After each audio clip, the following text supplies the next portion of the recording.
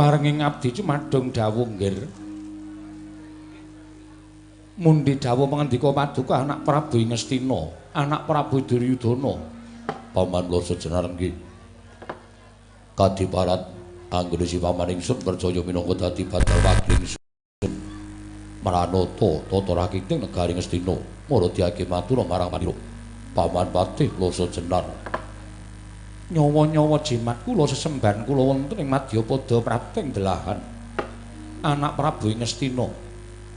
Menawi Paduka miji bab tata rakiting praja sadaya boten badhe anguciwani para kawula sami sayek seka kapiyakar luhuring nusa bangsa tuwin negari Ngastina. Medhahipun para abdi prajurit boten kendhat anggenipun sami gegladen olah kridaning aprang. Sawanci-wanci praja Paduka katemping marang muka boten badhe anggepok kunca Paduka anak Prabu ingkang bapa ing kepatihan. Remuk kasawurna putung sumangga kabandhem nonggir. Kawula ana nuninggih dadosaken suka marawata suta raos sing manah boten langkung pakaryan ingkang utama tindakna selawase lan prayogakna angresi paman ngadhep ngarsaning manira. Paman patih kloso jenar sampun boten kirang prayogi piswanipun ing abdi ing kepatihan namung derenan sak sampunipun kepareng kula ngaturaken sembah sumungkaping pangabektinipun ingkang abdi kunjuk sandhapada Paduka anak Prabu Ngastina nggih. Anak Prabu Duryudana sampun lo tampi dawah sami-sami. Paman loso jenar mugi prayogakna anggenipun paman ngadhep ngarsaning manira. Nuninggih sampun boten kirang prayogi piswanipun ing abdi ing kepatihan nggih anak Prabu Ngastina. Bapa Durna, bapa ing Sukalima, sarawuh Paduka Bapa Durna katuran karaharjan rawuh bapa Sukalima wonten negari Ngastina. Bapa Bandurna ing Sukalima. Oh, astakuswala sila bertobo swalu gimbal sumarante hawala. Nuninggih nggih. Tansah pinanganing kawidadan niring sambi kula sawanipun ingkang bapa ing Sukalima mangya widodane skala sawan kula. Napa kemareng kula ngaturaken pudi astawanipun ingkang bapa kunjuk kersa Paduka anak Prabu Ngastina nggih. Anak Prabu Duryudana. Sampun lo tamya karya bombong raos sing manah. Boten langkung kasekecakno anggen jengandika lenggah bapa menembaning Sukalima. Kula naknan. Sampun boten kirang prayogi piswanipun ing bapa ing Sukalima nggih. Kawula naknan. Apa dene sira Dimas Kartomarmo? Prayogakna nggone ngadhep ngarsanipun Kakang Yayi Dimas Kartomarmo. Lho Diwaji. Sesembahan kula wonten ing Madyapada Prating Delahan. Sampun boten kirang prayogi piswanipun ingkang ngrayipun Kartomarmo namung kepareng kula ngaturaken sembah sumungkaping pangabektinipun ingkang ngrayi kunjuk sandhapada Paduka Kanjeng Koko Prabu Jimat sembahan kula Koko Prabu pangayoman kula ing Ngastina Koko Prabu Duryudana Pusta tampa siya diatur sembah lawan pun Kakang ora lihat pangestunipun Kakang Wratakna mring kadaning sun sangganing para sata kula kang padha gandung seba Yayi Dimas Kartomarmo. Lho iki. Menawi sampun Paduka dawuhaken badhe kula candhingga jimat. Lan tatanan para wadyabala kang padha seba ingsun diambabarake wigatining pasewakan. Menawi sampun Paduka dawuhaken ingkang rai namung estu padha Kanjeng Koko Prabu. Nuwun sewu Koko Prabu. Sarawuh Paduka Koko Prabu Baladewa. Ari Paduka ing Ngastina ngaturaken pasegahan panagrami kunjuk sandhapada Paduka Koko Prabu Baladewa. Koko Prabu ing Mandura sembahan kula Koko Prabu. Jagat wasisaning Upanara wayah tur jagat Patih Indra Jaladewaku. Yayi. Sampun kula tampi karya bombong raos sing manahipun ing Raka ing Mandura. Asung paseganipun Paduka Yayi Prabu tumrap ing Raka ing Mandura. Namung kosok mangsulipun ingkang kula ngaturaken salam taklim kula katung ngersa Paduka Yayi Prabu Ngastina, Yayi Prabu Duryudana. Kula tampi karya bombong raos sing manah. Boten langkung kasekecana jenengan dika lenggah Koko Prabu Baladewa. Kawula nuwun. Sampun boten kirang prayogi piswanipun ing Raka ing Mandura. Mriki lenggan sak mangke Yayi Prabu Ngastina. Koko Prabu sewu-sewu kalampatanipun ingkang rayi tadah wadana. Dene dinten samangke kula wantun amboyo ngirawuh jenandika Kanjeng Koko Prabu ing Mandura. Koko Prabu mila mrawi wonten lepatipun ingkang rayi pareng hamba Barana pangaksami dhateng ing rayi Ngastina. dene kula kumalancang ngrawuhaken paduka Kanjeng Prabu Baladewa sesembahan kula Prabu Madura. Yai sampun ngantos wonten ya sing pangandika paduka kados mekaten jernyatanipun ingkang Raka ing Mandura menika sinampiran pakaryan dados pamomong ing sanggaring kadang-kadang kula para Sata Kurawa. Mila sampun ngantos katimbalan ing wanci rina nadyan katimbalan ing wanci ratri kula boten badhe suwala. Tertempi tansah mastuti sabda pangandika paduka Yai Prabu Ngastina. Mas malaka selak raos sing manipun ing Raka ing Mandura. Sasampunipun kula prapta wonten Gagriya Praja Ngastina dinten sak mangke. Kaselak raos sing manahipun ing Raka daya-daya ngawunikanipun apa ta sababipun dening Kang Raka katimbalan sowan. Yai menawi keparang kawedharing kathahku wonten kababarna nanging mawiwadi tumraping sanggaring para kadang sentana. Monggo kula dherekaken manjing saklebeting kedaton pepanggihan catur nitra kelawan ingkang Raka ing Mandura. Keparang kula nedya nganulaken jangga niringaken karna mastuti sabda pangandika paduka Yai Prabu Ngastina. Yai Prabu Duryudana ingkang kala toleh malih ngemuti babagan perkawis menika kejawi namung jengandika Kanjeng Prabu. Perkawis menapa Yai? Sasampunipun ingkang rayi Burisrawa gagar wigar anggenipun mengku dhateng para Sembadra. Ingga sapriki hangayam wana papanipun Burisrawa boten purun wangsul dhateng negari Mandaraka.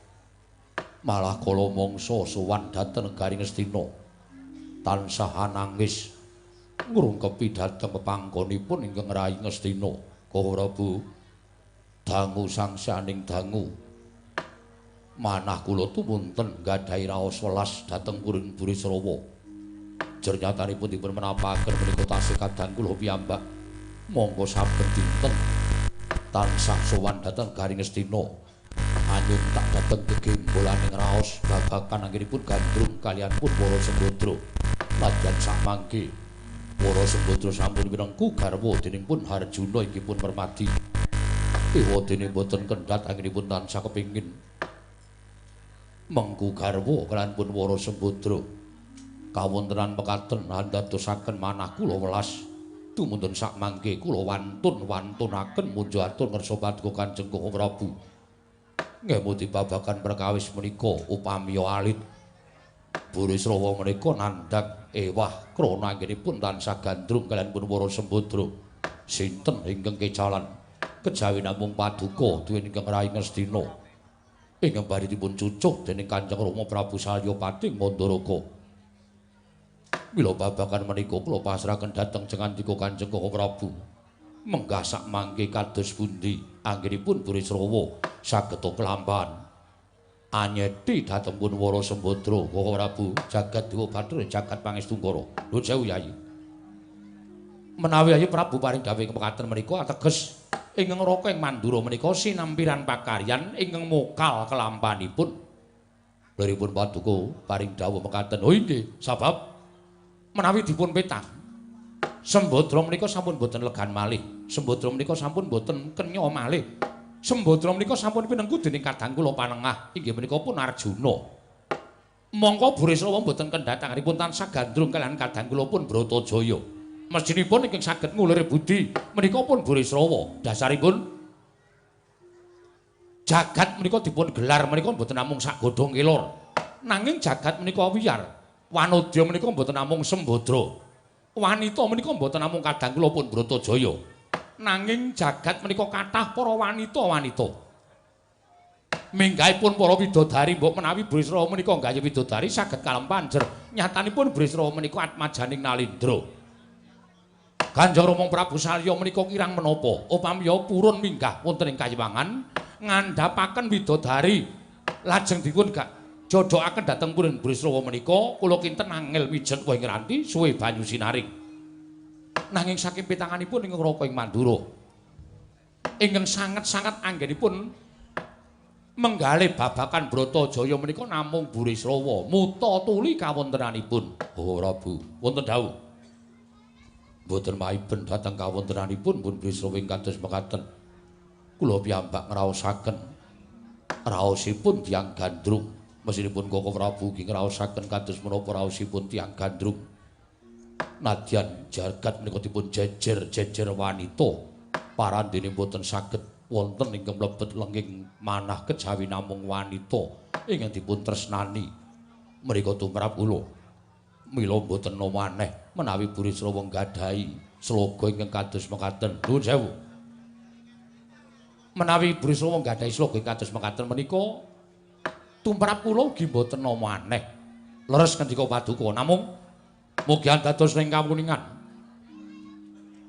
Mugi dados ning kawuningan dhateng jengandika Yai Prabu Duryudana bilih dereng dangu menika Arjuna kaliyan para Sembadra anggenipun mangun bali wisma, mangun tembayatan, sampun pinaringan kanugrahan inggih menika wujud talining katresnan, inggih menika wujud jejabang. Bratajaya Sembadra adi kula menika sampun nglairaken punang jabang bayi ingkang patutan kaliyan pun Janaka menapa inggih badhe kelampahan. Ing ngatasé wong wis duwe anak, wong wis omah-omah, tumunten kula budidaya megataken katresnanipun Janaka kaliyan pun para Sembadra supados sakmangke Sembadra kula dhawuhaken kaliyan Burisrawa. Waduh, Yayi nyuwun pangapunten. Duh nyono cerak nyono sami mestani Tanata Mandura menika satunggiling nalindra ingkang boten nggadhahi raos kamanungsan. Sepisan kula wantun megataken katresnanipun Sembadra kaliyan pun Janaka angka kalih kula wantun damel siya gesangipun jejabang ingkang sampun inairaken dening Wara Sembadra menika kala wau. Jagat Dewa Bathara. Paman wonten dawuh. Jebul Wara Sembadra sampun kagungan putra. Samangke sampun wonten talining katresnan anggenipun mangun bali wisma antaresipun kadang kula pun Arjuna miwah Wara Sembadra wujudipun jejabang ing sampun inairaken saha sampun weruh padang hawa. Weladalah. Lah inggih menawi ingkang bapa ingsun plasa jenan namung nderek kersa maduka anak Prabu Ngastina kula sumanggaaken namung nuwun sewu lho nggih. Menawi saking pamrayoginipun ingkang bapa ing kepatihan menawi jengandika tumunten welas dhateng jejabang ingkang linaraken dening pun Dewi Wara Sembadra ateges panjenengan mentala dhateng kadang piyambak inggih menika anak kula pun Burisrawa. Sakmenika tanganipun kantun awrat jejabang menika kala wau menapa awrat pun Burisrawa menika kemawon. Menawi awrat jejabang menika kala wau tumunten paduka mboten kersa damel srana supados Burisrawa kasembadan dhawuh kanpun Sembadra. Lah inggih sampun mboten dados menapa nanging panjenengan badhe nyumurupi dhateng solah slaganipun anak kula Burisrawa ing kados mekaten menika. Malah nuwun sewu nggih mboten nampa kula menika nglincipi carang apa-apa babar pisan mboten. Sawetawis Burisrawa sampun matur dhateng ingkang bapa ing kepatihan risak gedagan menika menawi boten kasembadan dhawuh kaliyan pun Wara Sembadra samangke badhe dipun nentengaken pejahi Burisrawa. Lho menika menapa boten bebayani nggih. Tumrap kula babagan perkawis menika kedah dipun petang. Babagan perkawis menika kula boten maiben. Panjenengan ugi awrat anggenipun ngemban kewajiban minangka kadang werdanipun ingkang putrayipun Burisrawa nanging tumrap anak Prabu Baladewa inggih awrat jer anak Prabu Mandura menika kadang sepuhipun Bratajaya inggih Dewi Wara Sembadra lajeng kados pundi mangke surakipun para kawula lajeng kados pundi mangke raosanipun para kawula menawi anak Prabu Baladewa tumunten wentala damel srana pisahipun Janaka miwah Wara Sembadra. Lah menika Yai. Raos kula mbok menawi Paman Harya saged ngraosaken. Inggih, kula saged ngraosaken nggih. Namung semantena babagan perkawis menika ugi monggo dipun rembak kanthi sae kemawon. Sampun ngantos sing mangke lajeng paduka anak Prabu masrahaken perkawis menika dhateng anak Prabu Mandura. Tumrap kula menika ugi mboten adil. Jernyatanipun menawi kula dados Nalindra Mandura, kula saged ngraosaken kados menapa raosipun anak Prabu Baladewa. Bawaduna, wonten dawuh, Ger. Menggah mbangipun Bawaduna kados pundi? Estunipun kula mboten badhe tumut-tumut perkawis menika. Jernyatanipun menawi dipun traju, kula menika ugi tiyang sepuh. Tur kula menika ugi ewu hoyangnipun badhe nemtokaken sinten ingkang badhe kula belani. Burisrawa menika anak kula piyambak. Janaka Sembadra menika ugi anak kula piyambak. Monggo samangke Janaka kaliyan Wara Sembadra menika sampun peputra. Inggih menika menawi boten klentu tembang rawat-rawat bineta mbok bakul sinambi wara. Anakipun Janaka kaliyan pun Wara Sembadra menika pinaringan nami inggih menika Raden Abimanyu. Mbok menawi ngaten nggih. Nggih, Bapak Panembahan leres. Nah, monggo nembe kemawon mra dhateng Padang Hawa. Nuwun sewu, leres ngendikanipun Adipati Harya Sengkuni menawi babagan perkawis menika panci kedadipun petang sampun ngantos sak mangke tuna tembe wingkingipun. Kula nyembanggaken Bapak Tuna. Kula pitados kaliyan Paduka Bapa ing Saka Lima. Piye Kakang? Miturut Kakang Penemban Durna, aku tak krungu penemumu piye? Nuwun sewu lho, Di. Nggih. Samunika dipun petang babakan anggenipun anak Prabu Baladewa menika nuwun sewu. Dipun tanting lair batosipun anggenipun ngrungkepi dhateng negari Ngastina. Liripun kados pundi? Anak Prabu Baladewa menika sampun saged dados pengayomanipun para Sata Kurawa, pengayomanipun negari Ngastina. Ateges anggenipun lenggah wonten negari Ngastina menika lair batin, boten kok lair tok. Ning batin ya tetep ngrungkepi negara Ngastina. Inggih. Mila menawi panjenenganipun menika ngrungkepi negari Ngastina, menika ateges Burisrawa menika ya dudu wong liya. Burisrawa menika ya kadang dhewe. Burisrawa menika ya rayi piyambak. Turta anak Prabu Baladewa menika dados putranipun Prabu Salya mengku garwa Dewi Erawati. Iki Bapak Dura leres. Nah, ateges Burisrawa menika rayi panjenengan piyambak. Nuwun sewu lho. Janaka menika ya rayi panjenengan piyambak. Samangke dipun bobot kemawon. Bobotipun Janaka kaliyan bobotipun Burisrawa menika awrat pundi kula nyuwun sewu. Bener kuwi Kakang.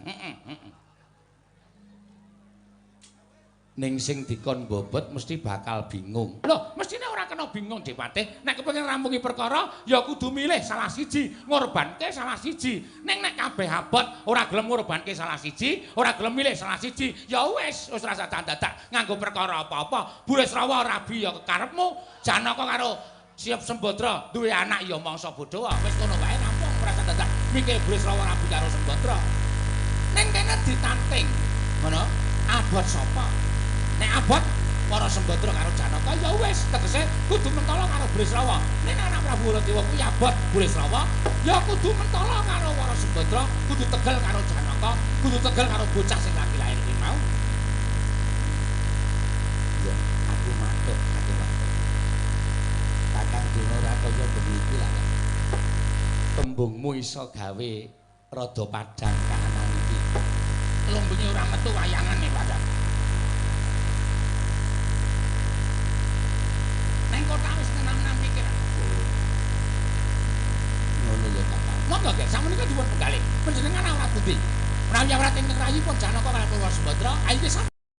Panjenengan sampun gagas dhateng pun Burisrawa. Nanging menawi panjenengan menika awrat dhateng Burisrawa, ya kudu mentala karo Janaka karo Wara Sembadra. Sakmenika ngaten.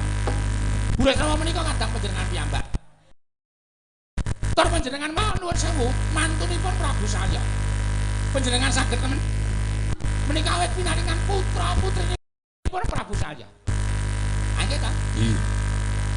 Malah panjenengan samangke sampun putra inggih menika pun Raden Wisata. Wayah kula piyambak. Kan teges panjenengan pun mangan bali semua kaliyan pun Dewi Erawati menika lair terus batin samangke panjenengan kantun awrat rayinipun Dewi Erawati menawa panjenengan awrat Janaka karo Wara Sembadra. Namun nuwun sewu menika wonten gandeng cenengipun kalian anggen pak lahir batin napa mboten? Lho ya, pateni ning alas pun rampung. Napa mboten dosa? Dosa iki wernane apa? Sampeyan jaman sampeyan kok ngrebuk dosa. Nggih, matur nuwun. Napa Kang? Nawala. Oh. Dosa iki wernane apa kula tak takon? Upamane Prabu Baladewa menika mboten saged nanggung dosane, Durna sing nanggung dosane.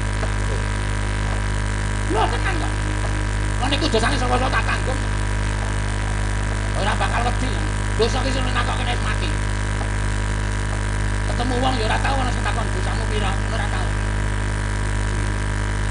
Pokoke anggere donya menika nganggo serban sing nganggo sarwa putih, ketemu sing sarwa putih, ketoke wong remesi. Perkara wong niku dosa napa mboten ora ngerti, sing penting ora wong remesi. Kula tanggunge, kula tanggunge, kula tanggunge. Kula tanggunge. Dosane mateni bocah kula tanggunge, dosane megati wong omah kula tanggunge. Apa tak tanggunge? Ampun melu-melu, rombongan lampun angka sing melu-melu.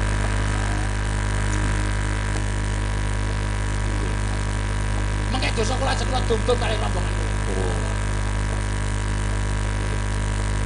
Mboten nggih, Pak. Nggih, nggih. Wah, panjenengan boten ngerti-ngerti. Saka lima wong kasih kaya ngoten. Kita ae wonge donas-donas menang-menang. Ning dosane wah sake kruk. Ketarane wong sing menang-menang tur dosane akeh. Rambute brodol. Oh, nanggre dibuka kok tengah iki kok. Nah. Iku dosane pirang-pirang. Yakin. Nggih, nggih. Cantre-cantre saka lima kathah. Sampun ngatos. Dados sedaya menika sak mangke gumantung Anak Prabu Baladewa. Kateng kemawon, panjenengan boten saged putusi, kula boten saged putusi, Anak Prabu Duryudana menapa malih ugi boten saged putusi. Sagedipun namung ngaturaken perkawis menika. Lah, ingkang sampun nampi perkawis kedah saged mutusi perkara menika. Gumantung awrat dhateng pun Bresrawa, menapa awrat dhateng pun Janaka. Nah, Rusyanipun napa? Rusya. Niku lho sing kudu nanggung resiko. Resikonipun inggih menika menawi awrat para Sembadra berarti Durna kanggo berarti. Ateges bener Anak Prabu Baladewa menika boten lair batin wonten Garing Astina. Nek Anak Prabu Baladewa menika lair batin wonten Garing Astina, oh tegesipun panjenengan dipun sampiri pakaryan ingkang awrat kemawon kula kinten sagah ngleksanani menika menawi lair batin nggih. Sigra-sigra yen permana banca sigra ngrakit nawang sesong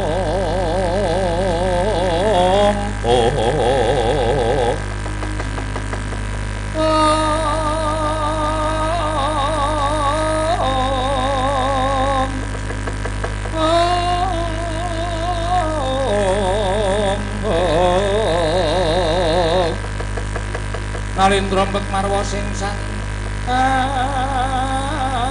Katri gumulung mangrempak Katri gumulung mangrem dikan menika iso tenan iso goroh tegese iso tenan iso goroh iki mau nang kene ngene ya Dipate Anak Prabu Baladewa sago bakal megatake katresnane Janaka karo para Sembadra diboyong marang negara Ngastina terus anake Sembadra sing jeneng Abimanyu mau dipateni nggih nek niku ora lagi omongan nggih nggih sing jeneng wong ana omong-omongan iki iso ngapusi nggih mula aja nganti Anak Prabu Baladewa menika ngapusi saenipun dipun ketamaken para Sata Kurawa dipun pandhekani Adipati Haryasenguni ing menika dadi cucuke ngajurit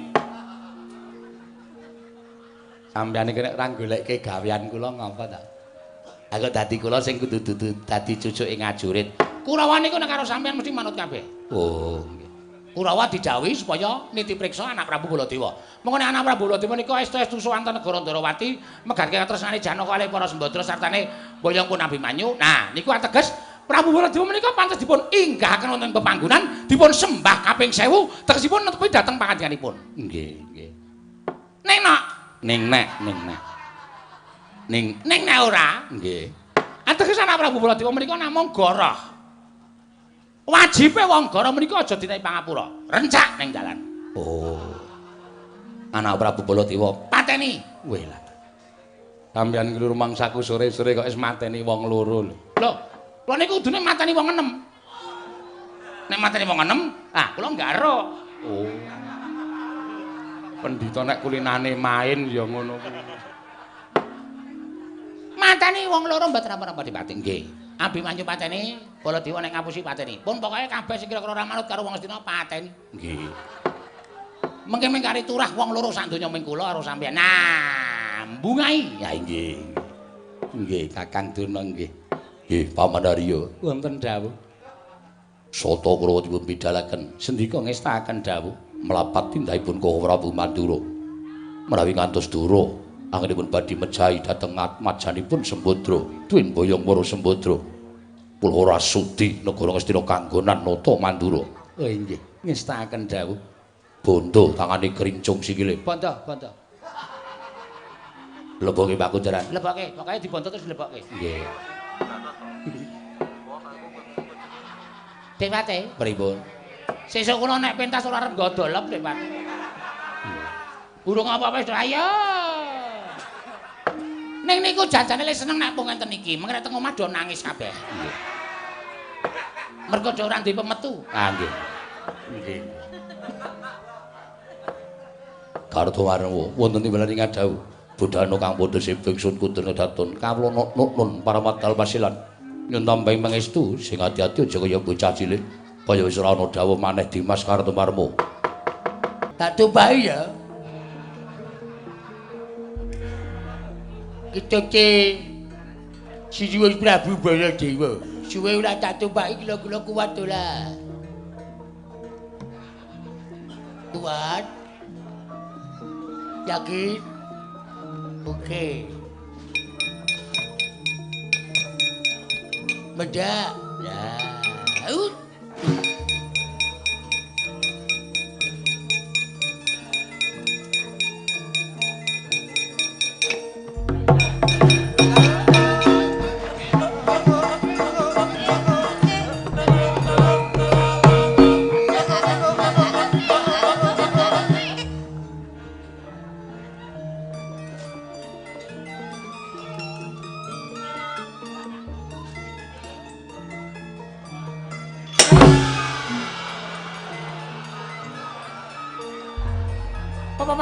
Padange.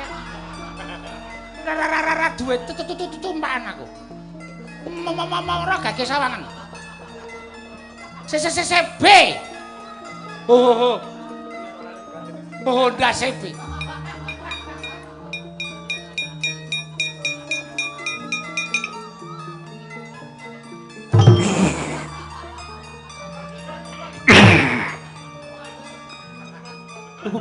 Busine ngupel lho ya.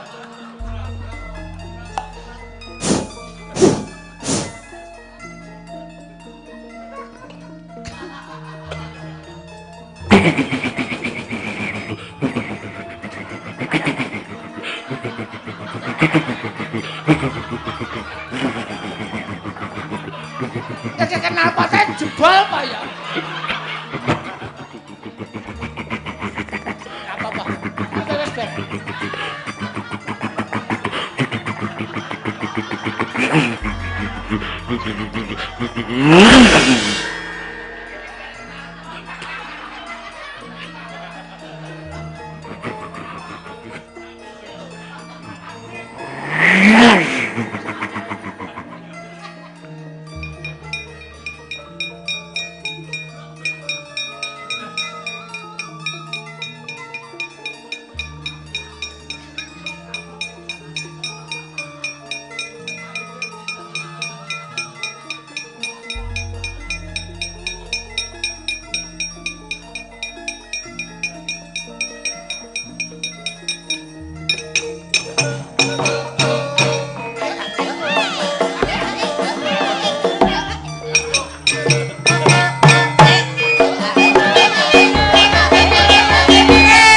Belum siap.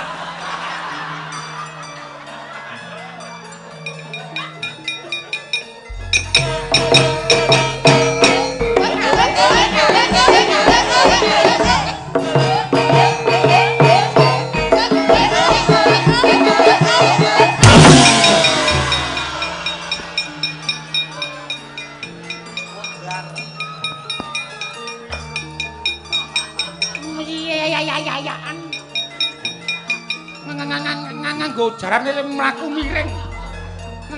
Bak-baki dalan ora.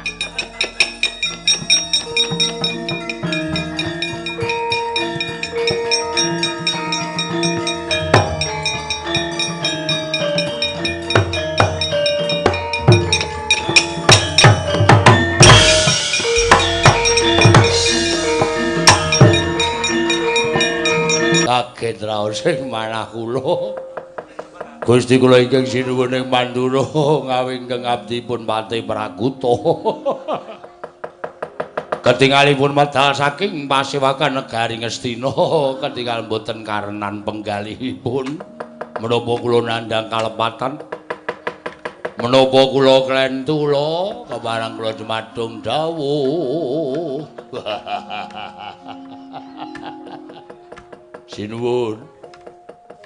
Sinuwun Mandura. Sinuwun Prabu Baladewa nyadong dawuh. Jagat Dewa Bathara ya jagat pangestu ngono. Lah kok dadi ketemu lelakon sing kaya mengkene. Enten apa ta? Enten apa? Menawi kepareng Mbah Baruna dhateng abdi kematian. Prakuta wonten dawuh. Ora nyono babar wisan. Yen to angkatku saka negara Mandura Prapta negara Ngastina iki jebul tinemune aku kebegan lelakon ing persasat suduk gunting tatu loro. Gunting niku nek dingake tatu loro. Nek didadekke siji keming tatu siji. Kowe nek ora guyon ngopo to? Kowe nek ora sembrono ngopo? Mbok yo ngerti karo kahanane Baladewa. Ngerti karo pasuryaning Baladewa. Tak kandhani. Iki aku lagi menggalih apa? Kahananku piye? Kudune kowe ngerti. Kowe ngrangkani Ratu Mandura wis pirang taun? Nggih. Nggih. Ning kowe ora tau apal karo aku. Penggalih kuwi lagi seneng, apa penggalih kuwi lagi ora seneng ki? Kudune kowe nitik, kudune kowe apal. Nggih. Nyuwun pangapunten. Wonten menapa? Aku entuk kewajiban. Kewajibanipun nek tak kandhake nang kene mesti ora mathuk karo kewajibaning Baladewa. Lho, lah sae napa awon? Perkara elek karo becik iku mantuk ngene nonton saka kondi. Oh, nggih. Lah terus tutno laku jandraku. Wonten pundi? Ning Ndarawati. Lho, kuwi gatosipun adus. Ana perkara. Nggih, nggih. Lah grisik guyang-guyu tak pecah ndasmu. Nggih. Nggih. Nyuwun pangapunten. Aran ciri-wancinipun lho kanten nika. Mangkat dina iki sewawi kula dherekaken kowe aja ado-ado saka aku. Apa perintahing Baladewa? Kowe nyulayani aja takon dosa. Tak lereni ngono dadi patih. Oh nggih, monggo sinuwun kula dherekaken. Ayo Prakuta. Ning wangsukmu ana Madiluwih ana sasmintaning sun jagat wasisaning Bathara. Koko Prabu ndadosaken ngagat sotaning manahipun ingkang rayi Ndarawati. Rawuh Maduka kepareng kula ngaturaken pasegan panakrami Koko Prabu. Yo, Kresna. Ndak tombah karya bombong penggalipun Kakang ora liwat pangestunipun Kakang Bahi Tampanana, Yai Prabu. Kula pun dinggo jimat paribe dayanana ing kasantosan. Mugi kasekecakna anggen jengan dika lenggah. Yo, Yai Prabu kaya wis ora kurang kepenak. Kakang Prabu, aku ngaturake sembahku katurya Kakang. Jagat Dewa Bathara ya jagat pangestu Ngara. Yo. Bratajaya lara ireng tak tampa, siadi ngabekti arepun Kakang. Ora liwat pangestunipun Kakang Tampanana piye? Anakku lanang Yat Majamu ora kena sambi kala apa-apa. Pangestuning Kakang Mandura tansah pinanganing kawidadan. Syukur, syukur, Sembadra. Kula wentahan kanthi becik. Kuwi talining katresnan antaraning kowe lan bojomu. Iya, Kakang. Oh. Ndadan ingkang putra pringgotanipun Gatotkaca ngaturaken sembah pangabekti kula kunjuk wa. Tetuka tak tampa. Ora liwat pangestuning Wakmu Mandura Tampanana, kula pendika jimat paribe. Dayanana ing kasantosan Koko Prabu. Kula ngaturaken sembah pangabekti kula kunjuk Koko Prabu. Setyaki tak tampa. Ora liwat pangestu Tampanana, diweji kula ngaturaken sembah bekti kunjuk. Kakang Pati Udawa tak tampa tiba padha-padha. Dipun prayogaken anggenipun lenggah diweji ing Mandura. Yo, Kakang Pati Udawa kaya ora kurang kepenak. Koko Prabu. Nuwun sewu, sampun kinten kula kumalancang ndadosaken kagiat raos manahipun ingkang rayi Ndarawati dening rawuh paduka ingkang sengkan-sengkan datanpa pepoyan. Menawi kepareng kawedharing kathah, mengko suraos ing kados pundi kepareng kula nganglungaken jangga nilingaken karna Koko Prabu. Kresna. Nggih kula wonten maring adhawuh. Wale-wale apa praptanipun Kakang ana ing negara Ndarawati sepisan tilik marang raharjaning siadi sak kulawarga ndungkap angka loro wis sak trepe pun Kakang minangka dadi kadang werdane Bratajaya. Ya silara ireng anggone entuk kanugrahaning dewa wujuding putra. Nggone wis mangun bale Wisma kalawan Si Arjuna wekasan pinaringan talining katresnan wujude atmajaning Sembadra. Inggih. Kaya ngapa bombong penggalipun Kakang Tan Wurunga isih ana ingkang nerusake lajer sejarah Mandura. Kasinggihan mekaten kok Prabu. Ya mengene Kresna. Setemene Prabu aku iki bakal matur ngersane Yayi Prabu Ndarawati. Kepareng kula cemadhong dawuh. Wonten pangandika menapa kok Prabu? Sembadra kuwi rak ming dudu adimu tok. Nanging pun kakangku ya minangka dadi kadang werdane Sembadra. Inggih. Monggo kabagyaning Sembadra iki mengkene mau persasat tumplak punjen sinundul puyuh kaya kejugrukan wukir sari klepaning samudra madu. Kula wangsa ing Mandura. Dene adhiku wadon Wara Sembadra wis gendong dotong-dotong wujuding punang jabang bayi ya kuwi atmajane Si Abimanyu. Kasinggihan mekaten. Kabagyan iki mengkene mau aja Si Adhita ing ngrasakake ana aja mung kulawarga Ndarawati yang padha ngrasakake ning tak jaluk kabeh supaya rata. Tegesipun ngados pundi? Bratanipun Kakang negara Ndarawati yen dikeparengake aku tak mboyong Wara Sembadra lan Si Abimanyu. Ora ketang mung pirang dina sarta munggahe sesasi munggahe meneh setahun Wara Sembadra men mapan ana ing negara Mandura. Sabab kabar sing tak tampa dina iki Wara Sembadra nedheng ditinggal karo Janaka ya Permadi. Mula kabagyaning Wara Sembadra nggone momong atmajane ya kuwi Si Abimanyu apa mbok lilani lan mbok keparengake pun Kakang uga bakal ngrasakake momong lawan atmajaku Si Abimanyu marang negara Mandura. Koko Prabu.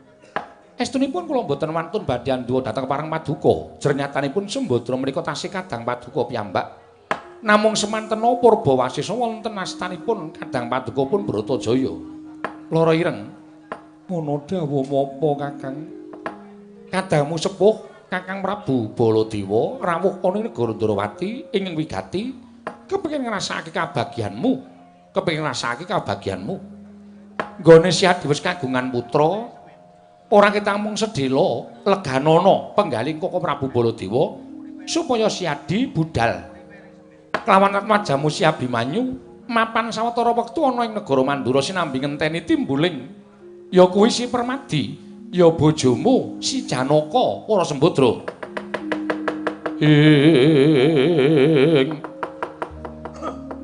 Wanodya yutama ngambararum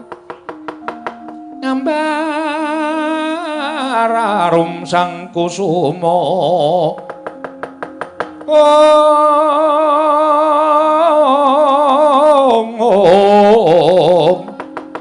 gembrang-gembrang yen ngandika piye Sembadra? Kakang aja kinira lamun Kakang Prabu Ndarawati mban cindhe mban silaten upama Kakang Prabu Baladewa bakal mboyong aku lan anakku Abimanyu prapteng negara Mandura aku ora bakal selak sinambi ngenteni ya kuwi rawuhe Kakang utawa Raden Janaka ngono wis sawetara wektu ninggal marang kasatyan ing Madukara. Dadi Wara Sembadra gelem tak boyong marang negara Mandura. Kakang Prabu sapa ingkang bakal ndak sandhang yen to aku wani andhuwa marang keparenging Kakang Prabu Baladewa. Adalah. Wah, ya ngono kuwi. Ngono kuwi Sembadra. Merga Ndarawati lan Mandura kuwi loro-loro ning atunggal. Mandura ya Ndarawati, Ndarawati ya Mandura. Mula jero kok bedak-bedake. Kowe mapan ning negara Ndarawati tanpa beda kowe mapan ning negara Mandura. Mula Kang Sangga kowe ayo bareng lawan pun Kakang. Anakmu gendongen. Kresna, aku njaluk pamit daya-daya kaslak kepengin nuduhake Wara Sembadra kelawan garwaku ya Mbakyumu Erawati supaya bombong penggali. Kula semanggaken dhateng Paduka Kanjeng Koko Prabu Sembadra. Ana apa? Ayo mangkat dina iki. Ayo Kakang Prabu ndak derekake Kakang Prabu. Lho, Gatotkaca wonten timbalan. Lah kok dadi sajak?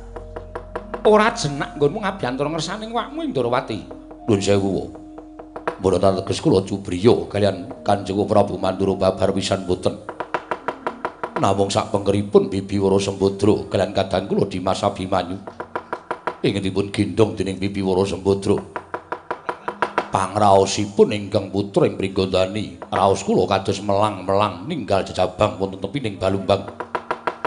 Menawa dipun parengaken kula badhe mlapat tindahipun Kanjeng Prabu Mandura. Sajake kowe Cubriya, mboten perkawis kula Cubriya. Namung semanten lho, namung kira jejagi iki mawon. Ya, kula cah bagus. Panggraitaning atimu tan prabeda kaya rantamaning penggaling punwa ing Darawati. Mangkato. Awat-awatono saka Dirgantara. Yen pancen ana bab sing ora prayoga, Purbawasu tak pasrahke marang kowe Garkaca. Njur pamit madhal pasilan. Sing ati-ati aja kaya bocah cilik. Ngraos kula melang-melang kados ninggal jejabang wonten tepining Balumbang. Kowe iki mung tiru-tiru tembunge Gatotkaca lha ngono. Mboten, Oh Prabu. Mbaya wis sing lante panggraitane iki Gatotkaca pancen tak akoni yen kowe kuwi rejanjane rak ming cemongol-congol golek pendhok supaya ketok ra ngono to. Panjenengan niku mbok sampun kados mekaten. Setyaki wonten timbalan. Ora usah dadak matur sing werna-werna mangkat to. Pelampaten tindak ing Koko Prabu Mandura. Rasaku ora penak Setyaki. Kula nggih mboten penak. Wis ora usah dadak melu-melu to mangkat to. Lho nggih, ngestaken dawuh nyuwun pamit madhal pasilan. Sing ati-ati aja kaya bocah cilik. Udawa penak ora? Sekeca. Ya wis nek Kakang Prabu. Piye? Kaget atiku bareng ora pangling iki rak patih sengkuni karo Begawan Durna. Iya, pancen bener. Ngendi kamu duk sekawit bakal mboyong aku neng Praja Mandura lah kok dadi malah ana sengkuni karo Durna iki karepe kepiye? Kose, para Sembadra, kose, aja kaget. Setemene kowe tak kandhani. Nggon kepengin mboyong nglawan kowe, ora kok jumujuk marang negara Mandura. Nah iki mau janjanipun Kakang saka negara Ngastina. Wondene dawuh Kyai Prabu Duryudana banget bombong marem seneng penggalihe merga wis krungu yen krungu kabar yen to Janaka nggone mangun Bale Wisma kelawan sira Yayi Bratajaya wis pinaringan momongan. Mula kabagyanmu iki mau akeh sing padha kepengin ngrasake. Lah karepe Kyai Prabu Duryudana kersane sadurunge kowe prapta ning negara Mandura, kowe tak kanthi dhisik ora ketang sedila mampir ning Ngastina. Inggih, nggih. Margi menapa ingkang ngraka menika pitataning jalma unusaning titah. Sinten sing boten remen menawi saged kampiran satunggiling putra satriya ingkang kalukengrat mbok menawi sak mangke saged paring daya kekuatan dhateng Sangya Parasata Kurawa. Arak ngono to Kakang Durna. Kakang Durna. Kakang Durna. Nan. Rak ngono to sampeyan iki ngematke apa? Ngematke Sembadra. Oh, lah kok dadi kaya ngono Sembadra. Ae seneng ora jeneng mokal, wong jeneng bocah lah isih cilik, isih bayi. Nggih. Lah mesti wis kaya ngono tadi Pati. Nggih, nggih. Banjur lambene barang mak pyak-pyak ora. Mbah ya wis. Nek didelok saka sikil lak gedhe sikile ingkang garwa. Prek. Samane ku senengane ngecek kali kula niku napa ora ngecek apa kula tak takon. Lah nggih kula niku ming ngomongke pupune we gedhe pupu garwa sampeyan. Nggih, nggih ning atos. Nggih. Menika kersanipun kados mekaten. Lah mula saka kuwi Sembadra kowe ben diderekke patih sing paman patih Sengkuni lan Bapa Durna. Wontene Abimanyu saka tresnaku kalawan anakku lanang Abimanyu Lilanana tak gendonge tut wuri kalawan lakumu. Apa kudu ngono Kakang? Iya, kudu ngono. Merga pun Kakang saka tresnane kalawan Abimanyu kepengin banget aku gendong Abimanyu ra ketang sedhela. Tak bener Nger Sembadra, bener. Bener ngendikane kadangmu sepuh ing Mandura. Ngono? Kowe mlaku dhisik karo aku karo Adipati Harya Sengkuni. Wondene anakmu ya putuku si Abimanyu men digendong dening anak Prabu Baladewa. Si Abimanyu men digendong dening anak Prabu Baladewa, kowe tak gendong. Lho. Ane ra. Kok njur ngalup kaya ngono. Anu, Oh Durna. Nggih, mboten, nggih mboten. Kajeng kula menika supados mlampah sareng kaliyan kula. Lah, rak ngaten. Ampun nganti disenggol atiku lho apik. Si Sembadra. Oh nggih tak dawuh. Piye Sembadra? Aku percaya marang Kakang Baladewa. Anakku Abimanyu tak pasrahke marang panjenengan aku. Tak mlaku karo Patih Sengkuni apa dene Begawan Durna. Ya wis kono tak gawane anakmu aja kuwatir. Apa kowe ora percaya karo aku? Ora ana jamak lumrahing aku bakal nyengsarake karo anakku dhewe. Abimanyu kuwi getihmu padha karo getihku ora Sembadra. Tanpa sroba-sroba ngajar Begawan Durna. Dasarmu apa sendaki? Sengit. Lho. Nendi papan aku weruh Durna. Tanganku gatelan kudu jotosi cangkeme. Walah dalah. Nguku karepe dhewe. Tur dasare niatku mung bakal nungko tindake Kakang Mbok Wara Sembadra. Jarine mau bakal diboyong marang negara Mandura. Lah kok bareng lakune tindake karo Rasata Kurawa. Monggo aku ora pangling marang pangartining Sata Kurawa mesti bakal gawe sengsaraning Kakang Mbok Wara Sembadra. Kartomarma ora mbalekke Kakang Mbok Wara Sembadra karo anakku lanang Abimanyu. Aja takon tak babati kamanmu. Wah, gugu karepe dhewe. Sugal ucapmu hawabamu. Ora mundur saka papan kene. Ora meneh dalan karo para Sata kula tebak dadamune marganing patimu. Singolena prateng lalis karo marmo.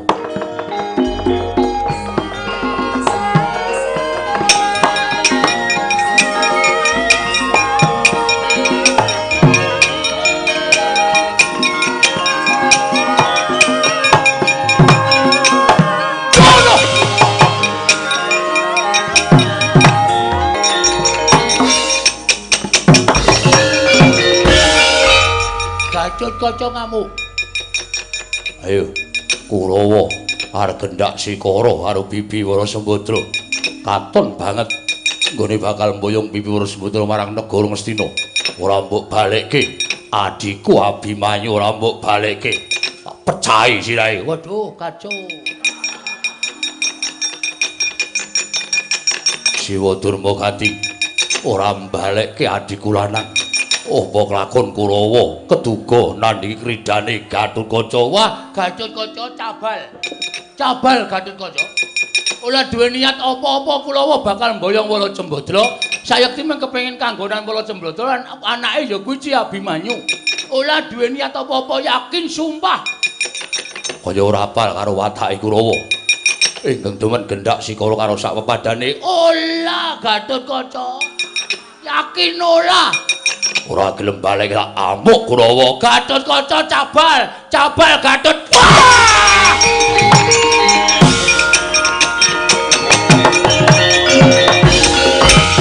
Amo susu ora merata jaya merata imbangin padha-padha. Gatotkaca arep kowe otot kawat babi anu balung wesi. Ning kok kowe ngamuk Kurawa apa dikira kowe kira-kira iso ngalahke pusakane Harya Citraksi.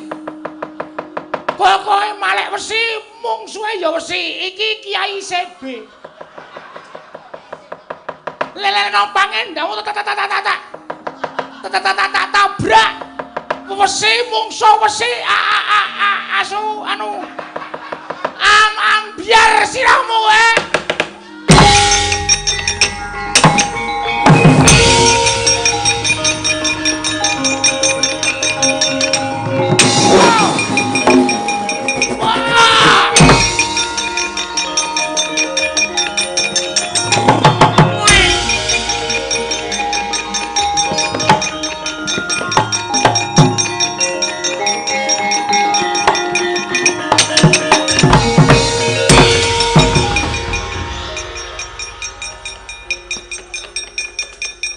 Mutar.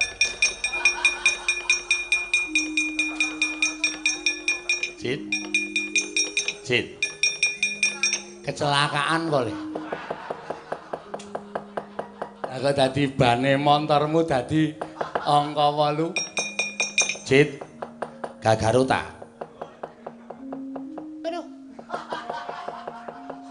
Aduh. Tangi nek ora apa-apa. Aduh. Wah. Re kane.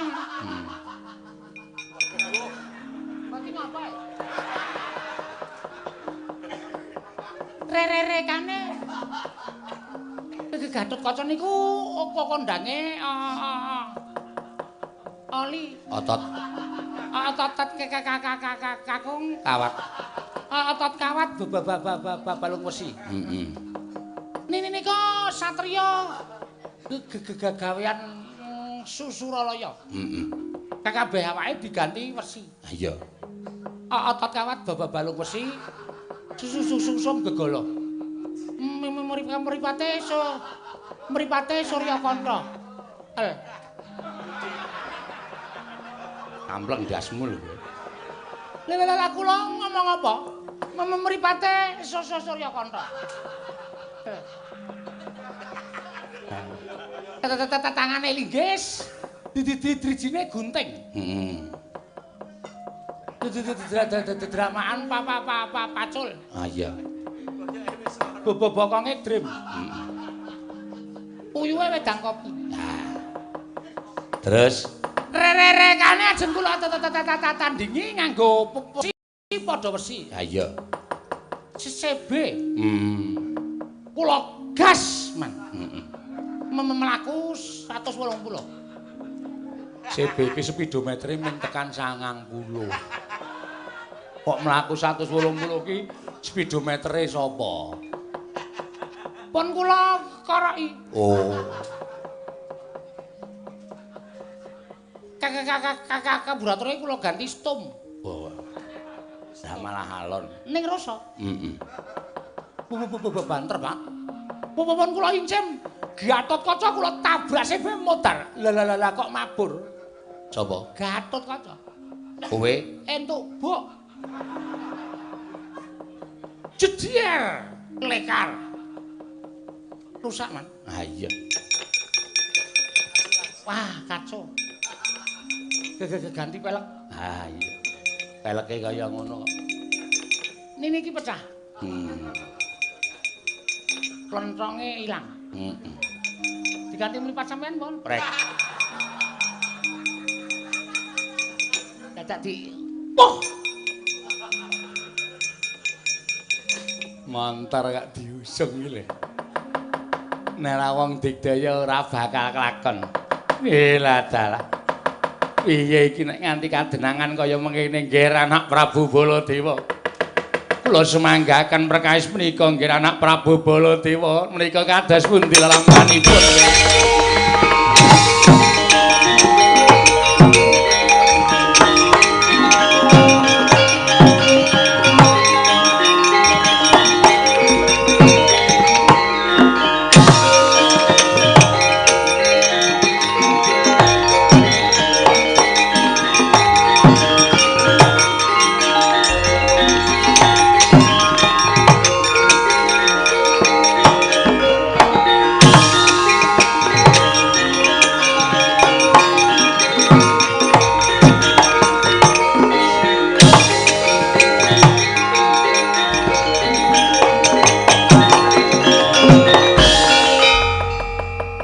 Pamanarya wonten menapa?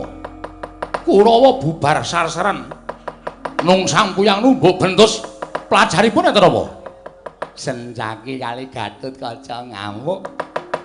Sumerep menawi ingkang rayipun Dewara Sembadra mlampah sarengan Kurawa sami ngamuk Kurawa bubar mboten kanten-kantenan nggih. Lah rak tenan to Pak jan. Grewikan dadi grojokan geguyon tali tangisan Prakuta. Wonten dawuh Abimanyu gawanen. Nggih. Aja mbok kowe ndi-ndi ning kowe kudu ngenteni aku. Oh nggih, ngestakaken dawuh. Aku tak nyingkirke Setyaki karo garwa tak kandhanane bocah loro kae. Nggih, katos-atos iki yo.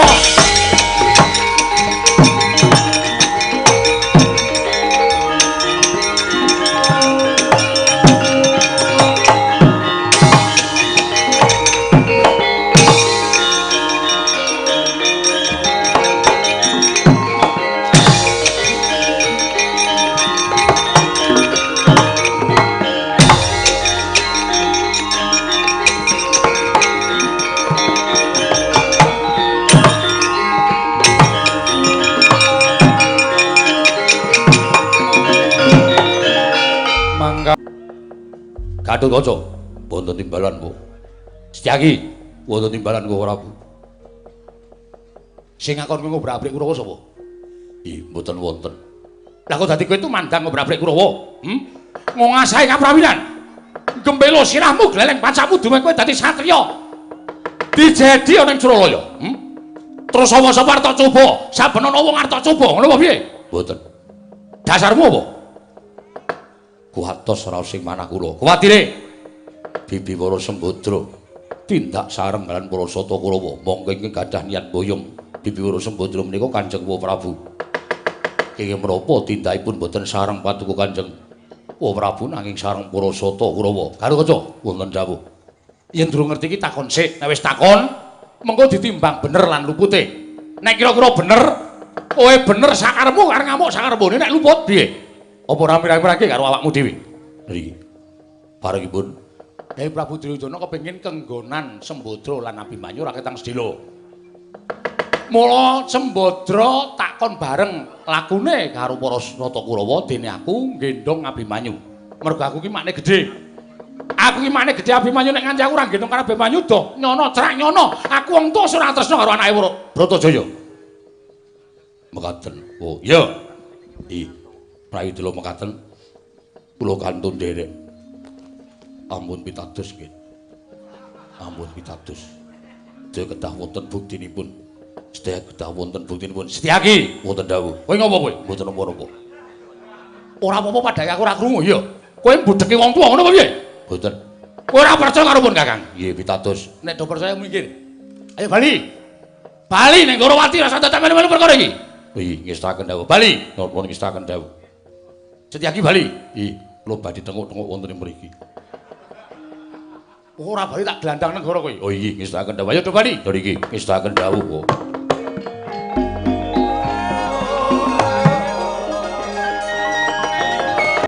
Pragoto wonten dawuh. Sak gedhagan iki kowe aja cengengesan. Nggih. Mergo aku arep dawuh wigati karo kowe. Oh nggih. Barengipun Abimanyu wis mbok gendhong. Lah iki sampun wonten mriki. Sajaipun ngupadi ingkang ibu, wong sajaipun klecam-klecem tutukipun sampun kraos salit ngelak bocahipun. Ya wis ben. Perkara ngelak ya wis ben. Nggih. Kuwi menyang Walas. Terus kebarengipun kowe menyang Walas. Iki. Sawise tekan Ngalas. Pragoto wonten dawuh. Aku kuwi duwe pusaka, ning kok ora ana wrangkane. Pusakaku iki golekno wrangka, Pragoto. Pusakaku iki golekno wrangka. Wrangka sing pantes, wrangka sing trep kelawan pusaka iki. Ya curiga iki. Yen kowe ora iso golek wrangka curiga iki aja takon dosa. Bali ning karep aku ora ngaku kowe minangka dadi patih Mandura Pragoto. Oh.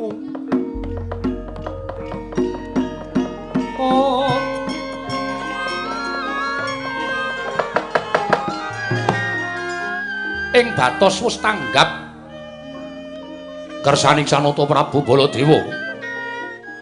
Parandening mangke Patih Pragoto datal wantun andhuwa keparengipun nggih Sanata Prabu Baladewa. Goreh orongeh penggali rekana Patih Pragoto paran marga ngarsa linambahan. Lon-lonan nyandak punang curiga ingkang denasta dening Sanata Prabu Baladewa. Tiwah semere saking ngajenganipun nata Mandura Prabu Baladewa. Lumampah manjing wana dupi wis tebih saking nata Mandura. Gero-gero penangise Sang Pragoto nganti kaya bocah cilik.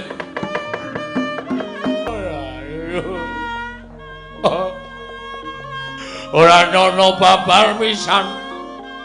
Lah kok dadi aku nun mula lakon sing kaya ngene Pragoto. Yen kowe abot karo kewajiban kowe ninggal marang tabeting rasa kamanungsan ning nek ora tok tindakake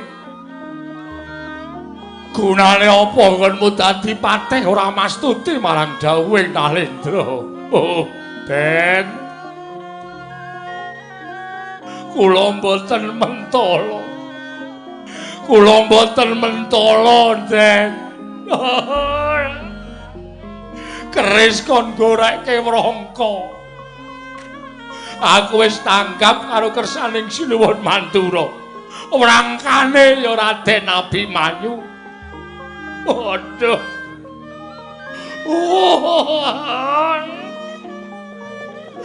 Wah! Wah, ora bakal mentala. Sampeyan kula tinggal teng mriki. Kula njaluk ngapura, Raden. Oh!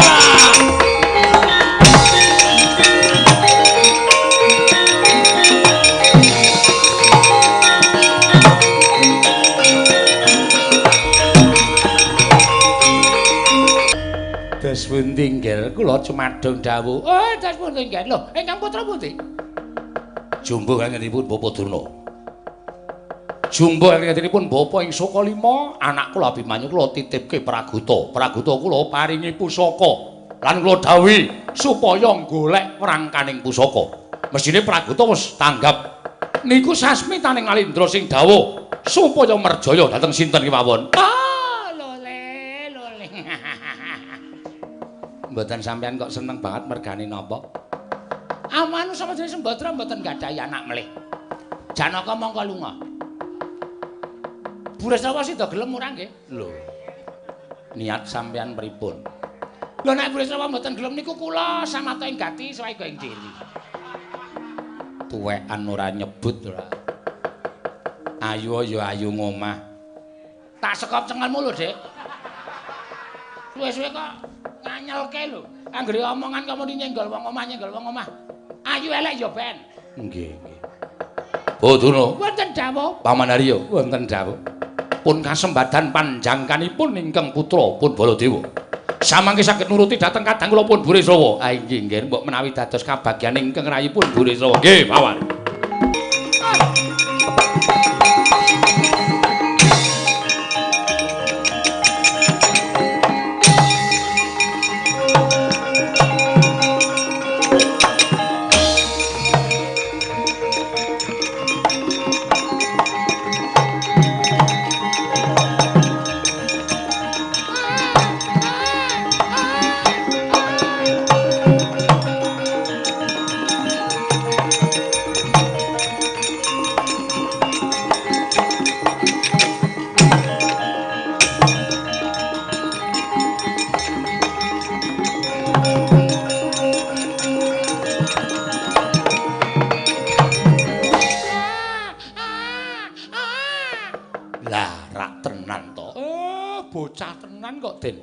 Iya, Siwa Semar iki wujuding bocah tenan. Wah, jan. Sapa kuwi? Isih cilik kaya ngono kaya ditinggal nang alas. Piye to? Braya tudu? Udu.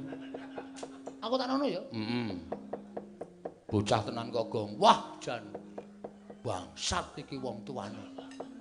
Iki mesti hasil hubungan terang gelap. Gelap. Hubungan gelap iki mesti bingung do tanggung jawab terus anake dibuang ngene iki. Wah, wis dosane nglekepe anake tok. Nek ana kaya ngene iki do ora gelem tanggung jawab, jan wis menungsa apa? Ponokawan Petro. Dalem, Den. Iki sapa titip periksanen? Aku sing pinter nitik kok. Lho. Lho. Iki Kang Raka Ndara Abimanyu kontra Ndara. Oh.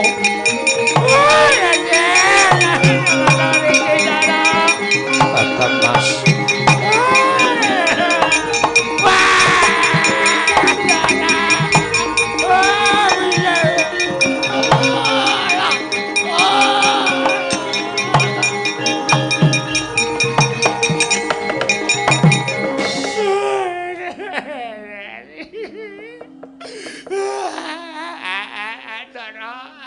Jenengan kok teng mriki. Kakang Mas, panjenengan kenging menapa? Impen sampeyan kok durung-durung wis ndara dase.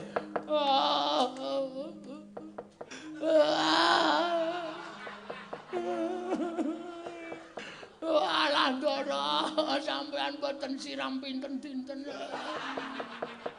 Ampunipun kok ngantos kaya ngoten. Bocah ki nek esuk ki nang mripate ora tau melek. Sing tok rungkep iki sapa? Alah Gus, walah. Ah kaya mesem e. Akhire nek Ndara Wijaya Bul bokonge Semar. Dari ing semilak kaya senyum karo aku. Iwas tak rungkepi, oh wong tuwa. Antil mencelat kowe. Sesuk nanging nggo sarung ki sing lobok. Sarung cupet nggo sarungan.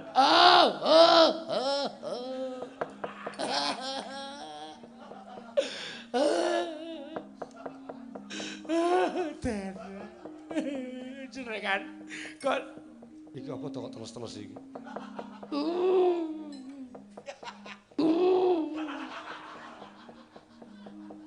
Kok tas. Ah, nang ndi kok salah to aku. Wis asah metu wae. Kakang Mas panjenengan ki ing menapa? Kakang menapa, Den? Bocah niku kengraka niku sajake wis sawetara teng-tengah ngalas. Tutuke klecam-klecem.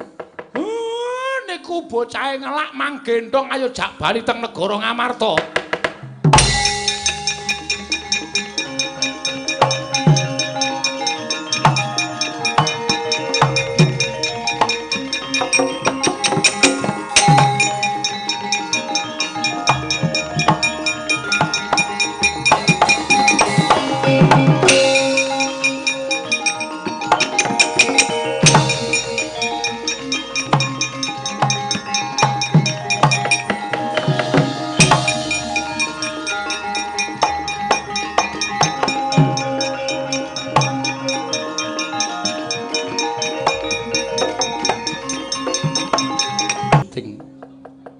Jejaka ingkang ngaglah ana ing tengahing dedalan kowe sapa? Takon marang aku, mburi saka ing pertapan gisi ing samudra. Putraning Kanjeng Ibu Andonawari, aku Bambang Andanadewa. Bambang Andanadewa, iya, dasar kepara nyata. Kowe sapa? Raden Sumitra. Raden Sumitra, iya. Ingkang mburi sapa? Aku Semar. Aku Gareng. Aku Petro. Aku Bagong. Nuwun sewu, Den. Iya, Petruk piye? Peranganipun tiang-tiang teng wana mboten wonten ingkang ketingal. Ngaten. Monggo Ndara Abimanyu kang ngraka kaningaya teng tengahing alas. Ora mungkin Ndara Abimanyu niku iso mbrangkang saka Ndarawati tekan tengah ngalas. Mesti ana sing tumindak culika. Monggo teng mriki sing wonten namung Bambang Andanadewa niku. Mang takoni, napa niku sing ngajeng gendhak sikara karo Ndara Abimanyu lan duwe niat apa kok arep gendhak sikara karo Ndara Abimanyu? Ayo ngaku kowe, no Dana. Lho. Dana Andanadewa. Ora ngerti perkarane malah nucuh marang Andanadewa. Ora usah dadak mbok tutup-tutupi. Ayo kowe ingkang gendhak sikara karo kadangku sepuh Kakang Mas Abimanyu. Kowe ingkang ikara ning tengahing alas. Ora usah dadak selak, ora usah dadak kumbi. Ngaku ora. Sampeyan sing gendhak sikara karo Ndara Abimanyu nganti Ndara Abimanyu mapan tengahing alas. Bocah wingi sore durung ilang pupuk lempuyange. Hah? Lah kok dadi mang sia-sia ning tengahing alas. Iki sapa malah muring-muring karo aku? Wis muring-muring wae. Ora ana menungsa liya kejaba sampeyan. Berarti sampeyan sing gendhak sikara karo Ndara Abimanyu. Wah, pancen bagusmu bagus ning ora duwe rasa kamanungsan. Ora pantes kowe urip ing alam padang. Nek ora lega rasane atiku nek ora males lara wirang. Gerahe Ndara Abimanyu ning mapan ning tengahing alas. Aja ngawu gawar-ngawur. Ngawur wae. Jar wae.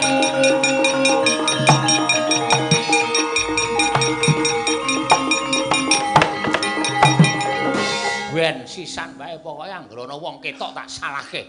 Omonganku ya, Tru. Ha iya. Ndara Abimanyu nganti nangis, nganti kaya entek luwe mripate nganti mentul-mentul kaya ngono kuwi. Apa, Tru? Mentul-mentul. Ngomong gak tapo lho. Iki lho ngisor mripat ki blenduk-blenduk nek kaya kowe nangis to. Ha iya. Wis bener kowe Nalagaring. Ora usah dadak melu-melu. Nadan kanthi gendong Kakang Mas Abimanyu, kridane Andanadewa bakal tak rampungi ngatos-atos, Ndara. Iya, Nalagaring. Sumitra. Ngongasake kaprawiran. Nadyan lagi sedhe lho wayaku wis bisa mbobot marang kadigdayanmu lan kasektenmu. Nyata Satria pinunjuling apa-apa mbrut juling akerep. Nanging apa kira-kira kowe kuat nadhahi jemparing Andanadewa? Linepasake saka Gandhewa tumancep ana ing dadamu Rasirna Margalayu Jodundang Raden Andanadewa Raden Sumitra.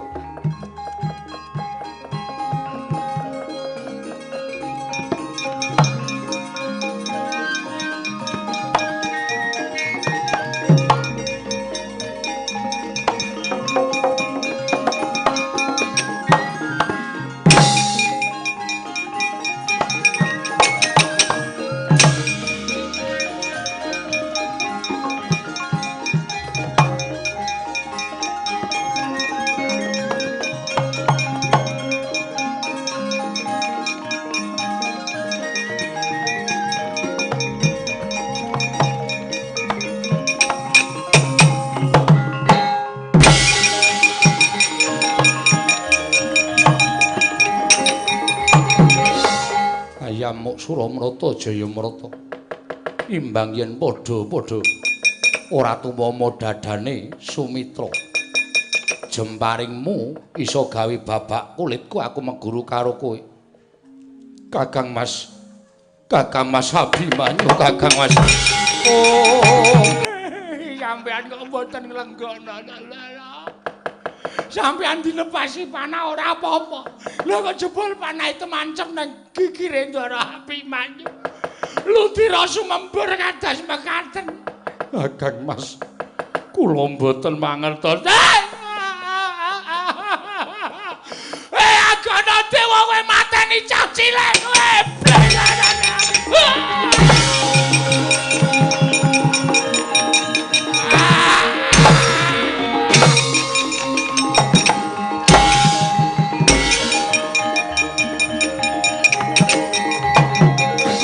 Tak dongake ora slamet nang dalan.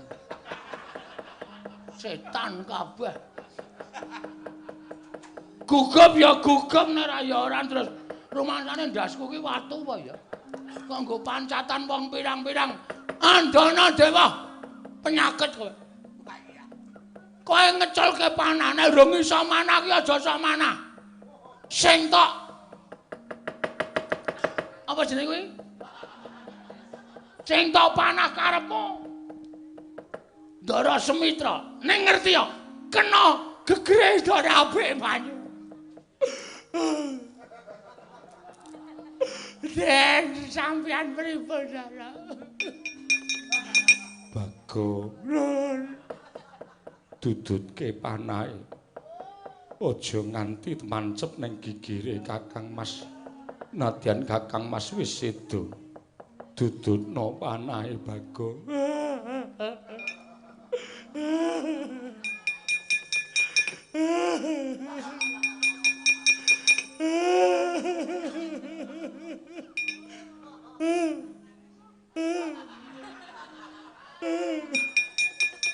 Nek dudut gek dut ngono. Aja dintul-entul ndak Kakang Mas malah kloso lara.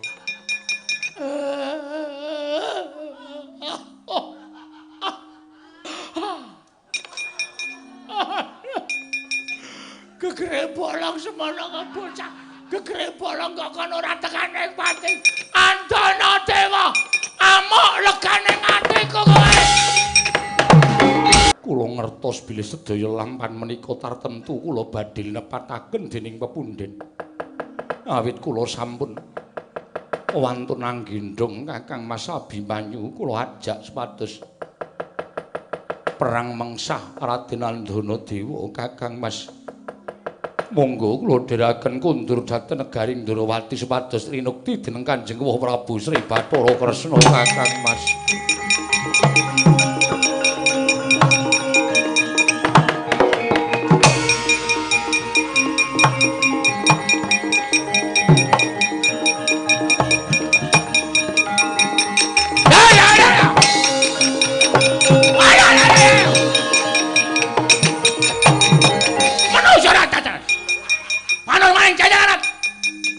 iki sapa? Bature Ndara Sumitra.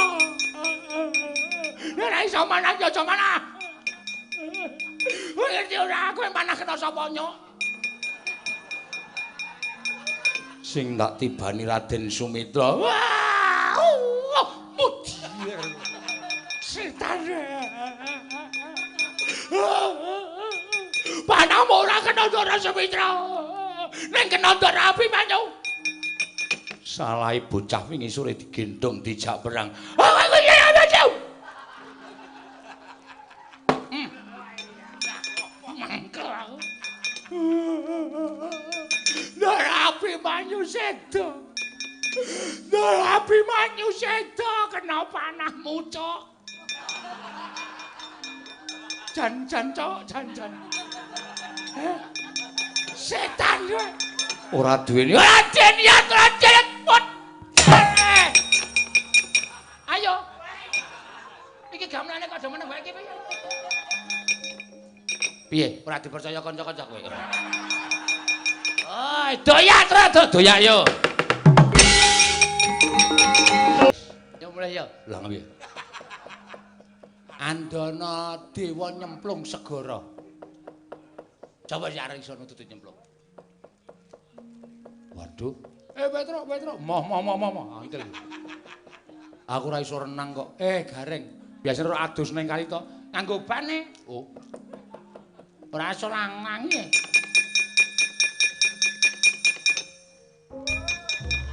oh, kae malah wong sing tememan ngono kae.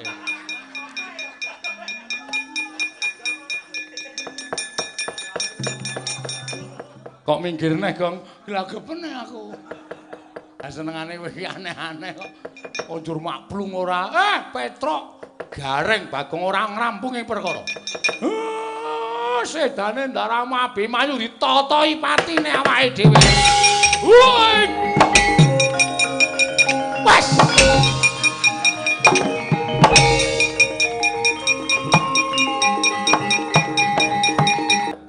Andana Dewa anakku cah bagus ya gene. Sawetawis kula tuwi dhateng dedharatan. Nanging jebul pinanggihipun kepanggih rubeda Kanjeng Ibu. Tobat. Ana rubeda apa?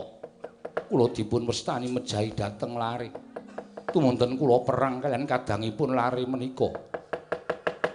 Kula nglepasaken jemparing boten kenging dadanipun. Kadangipun lare menika nanging kenging lare menika satemah pejah. Sedaya ingkang momong lare menika sami ngoyak dhateng kula. Tobat. Apa kira-kira sing padha ngoyak kowe wani mancing dalem samudra? Nyatanipun sami wantun. Tobat. Anakku nggir kono semingkira mengko bapakmu sing bakal ngayomi marang kowe.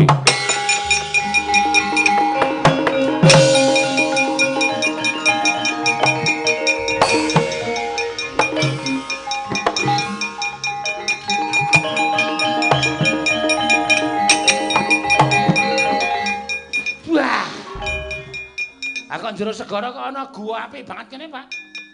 Lho. Tro? Gek rene. Lho.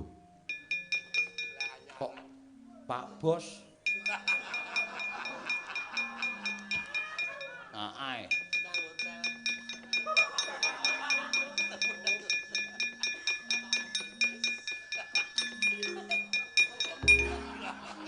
Bagong kae ngopo wis ora ana banyune kok glelenge ra jam. Petro ya ana wong lucu senengane nggone. Welo. Bela. Aner meneh. Piyayi kok kaya ngono lho. Jan wis. Kare ngententeke temenanan lho. Wela. Edan. Ya, Tru. Ana wong bagus ki jan luar biasa tenan. Wah, dan wis. Semar. Nggih. Nolo Garing Petruk lan kowe Bagong. Tobat. Pengen pirsa dateng lak tiang-tiang menika. Kuwi ponokawanku. Piye? Lah ponokawane kok mbujung-mbujung datenge putra. Mangriyen. Kok nyebut keng putra menika? Aku Andana Warih. Andana Dewa kuwi anakku. Lah bapakne? Bapakne ya iki. Ngandel ora.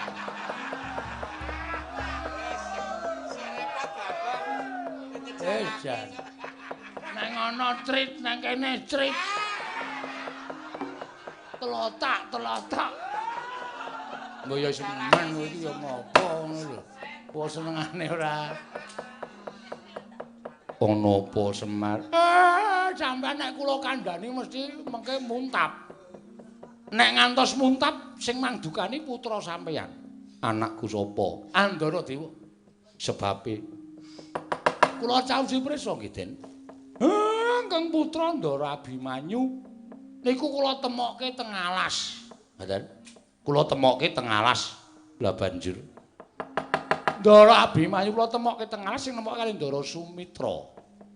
Lah terus pinanggih kalian Kang putra Ndara Andana Dewa. Nganti selin surup, selin surup. Dadi perang, kok Kang putra nglepaske panah. Ora kena Ndara Sumitra, ning kena Ndara Abimanyu. Lho. Lah anakku piye? Ndara Abimanyu seda, Ndara.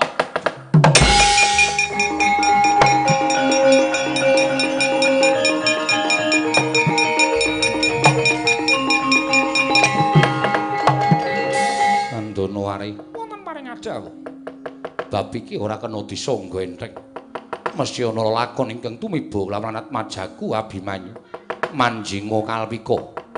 Mengko mangsa kala ingkang wis tak temtokake, sira lan anak-anakmu bakal tak tepungake marang para Pandhawa Andanawari.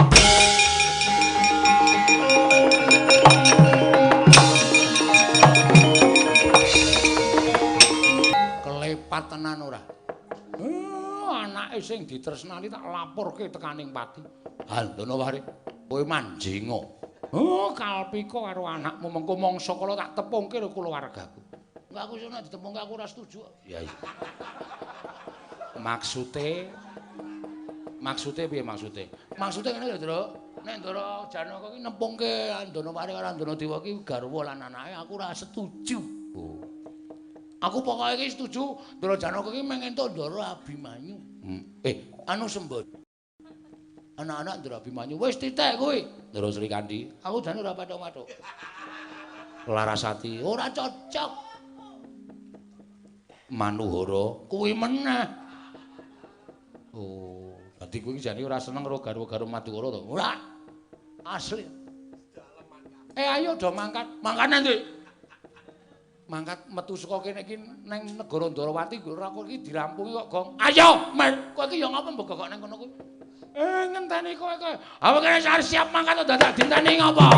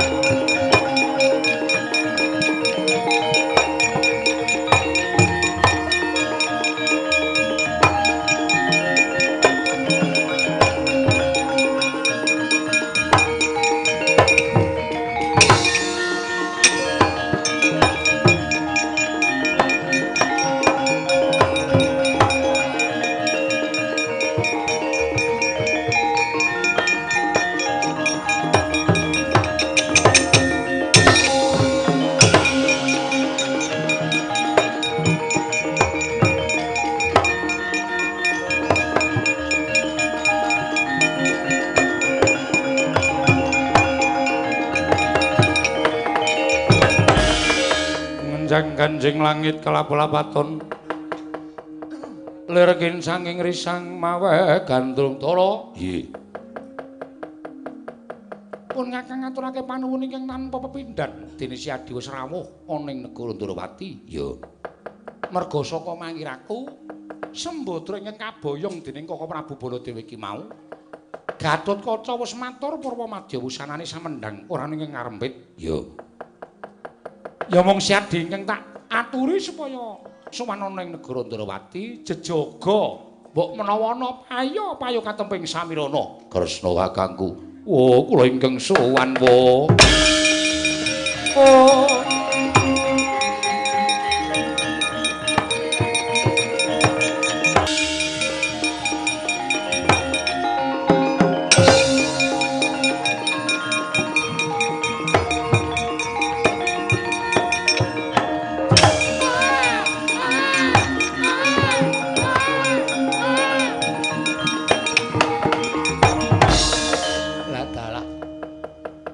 Durung titi wancine Abimanyu kudu bali marang panguwasaning Gusti Sumitra. Wonten dawuh.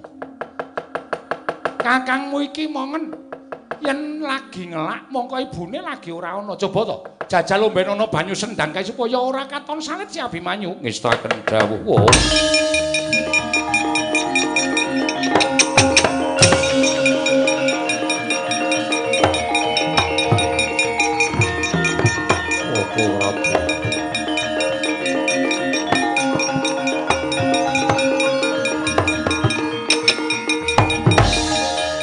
Koko Prabu, sepinten kalepatan kula diagung pangaksami Koko Prabu.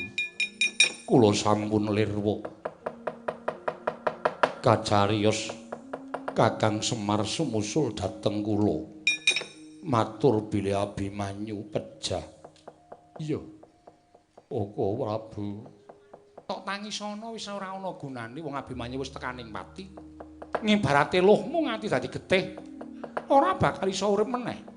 Menapa mboten saged dipun ungkuli Sekar Wijaya Kesuma? Tak ungkuli bola-bali ora urip iki kunarpane dirukti dening Sumitra. Janaka. Ora.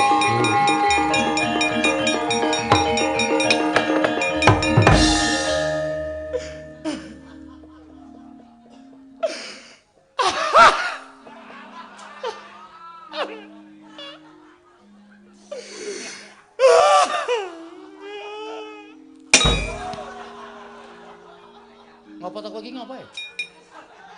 Kowe iki ngapa kowe iki? Oh, sedhek dituthuk. Ndara Kresna paring dawuh nek wis diungguli kembang bola-bali ora urip.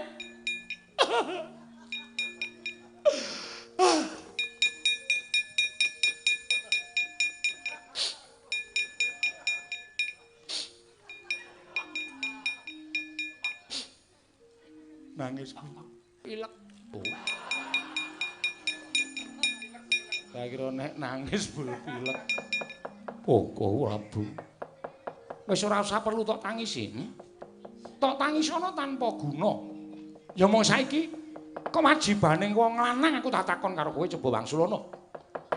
Yen bojone diarah karo wong, mongko mangkel-mangkle wong lanang kuwi dirusui bondo donyane. Yen dirusui bondo donyane ora nesu, dirusui bojone. Yen dirusui bojone ora nesu, dirusui anake utawa anake dipiloro. Kuwi mesti tekaning pati utawa mesti bakal nesu. Nggih. Lah kowe iki coba anakmu dipateni, mongko bojomu digawa karo Koko Prabu Mandura. Jarine Gatotkaca ngener ning negara Ngastina. Kowe ora mobah, ora mosik, janjane kowe tak takon karo kowe. Kowe iki tresna ora karo Sembadra?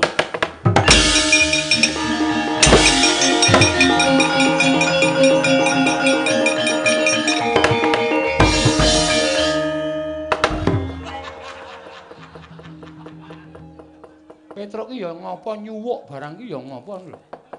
Tanpa omong, tanpa nganggo piye-piye Gatotkaca. Wonten dawuh. Pamanmu awat-awatana. Sendika.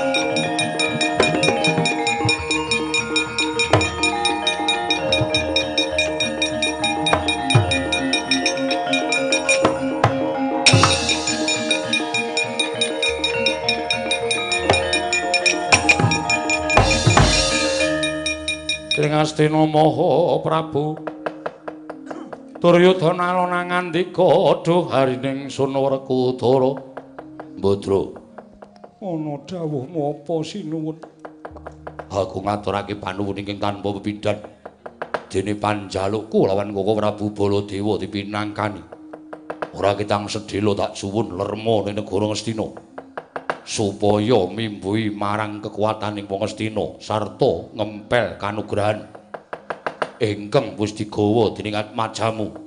Iya Kakang Prabu aku mengkari manut. Sembadra mapano ning taman kono. Ora ketang sedhela lenggah ning kene kok tak boyo ning Mandura. Kakang Baladewa aku manut Kakang.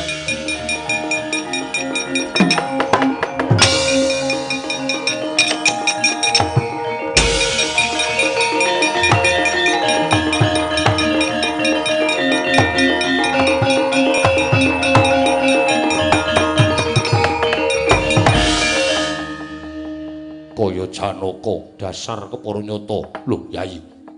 Si Adi ora basa arepun Kakang ora nganggo tata krama. Janaka, aja kaya bocah cilik. Lah kok dadi nungkak krama karo Yayi Prabu Duryudana. Si Adi kuwi kalah tuwa. Si Adi kudune nganggo tata krama. Wis ora perlu nganggo tata krama. Aku nganggo tata krama yen to gedhoane menungsa Ngastina. Apa tumon ing atase Nalindra Gung Binathara, Ratu Ngastina, Ratu Mandura. Mentala misahke katresnane adine dhewe. Rawe-rawe rantas malang-malang bakal tak udung sapa ora menehke bojoku. Ayo sapa sing kepengin tanding karo Janaka? Adalah. Wah, adalah.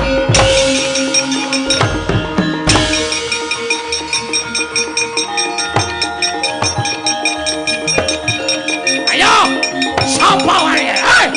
Jagat Dewa Batara. Raeneng sing wani, nggih Den nggih. Iya. Padake apa? Ming disumbari karo ndaraku. Ayo, sapa sing rumangsa lanang tanding karo Janaka? Klepat. Prabu Baladewa sing duwe masalah iki kok melayu sipat kuping. Petra, Nun, Sembadra menyang endi bendaramu? kula ceke. Teng Taman Negara Ngastina. Ning taman. Nggih. Pripun? Bendaramu aturana tindak mrene. Semeng mriku pripun? Aja Kok aja? mengko ndak tempuk. Oh iya, Ding. Sadar aku lagian. Ndara, Apa Petra? mboten sang mlebet taman. Lah piye? Disusul garwane. Aku wis randhe bojo. Lah Ndara Janaka, Anake cilik malah ditinggal lunga. Tanggung jawabe wong lanang kepiye? nggih. Lah iya. Tiwas duwe bojo bagus ning gerus ning ati. Nggih, nek dipikir ya ngoten niku. Iya. Lu wong duwe bojo elek ning tresna karo wong wadon ki malah nglelemu awak. Oh nggih. Kula niku karo bojoku ora tau kok kula niku sia-sia. Tresna banget. Upama lho niki. Upama lho niki mung crita ta mbane wong ra omong gitu. Iya. Mun sampeyan niku kali kula niku wah. Ndara Abimanyu niku sampeyan niku ora perlu gendong, ora perlu meneng-neng, ora perlu ngateni popok. Kula sing ngateni popok kula sing gendong. Kabeh pekerjaan rumah kula sing ngrampungke.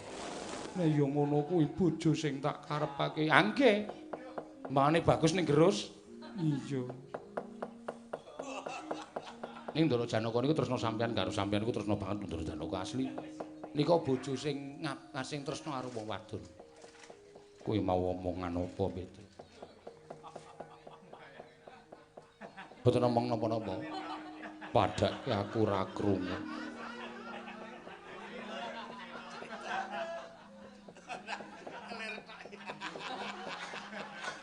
Engko teng rika engko kelire kosong. Ora apa-apa. Sembadra, Apa? ayo bali. Nek durung kersa kondur ya ora sah bali sik. Ora, aku wis kleru ayo bali Sembadra.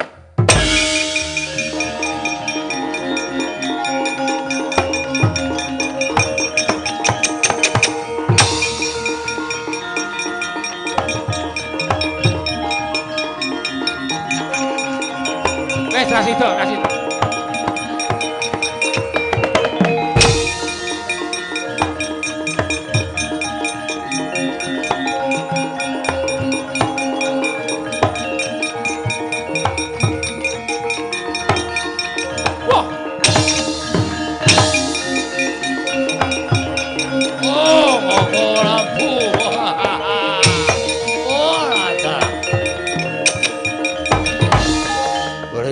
Nuwun Sembadra punisa teng negara Ngastina. Kula mireng kabar nek Wara Sembadra Kakang Mbok Bratajaya pun teng Ngastina. Kula wis nyandang cara manten kok Prabu.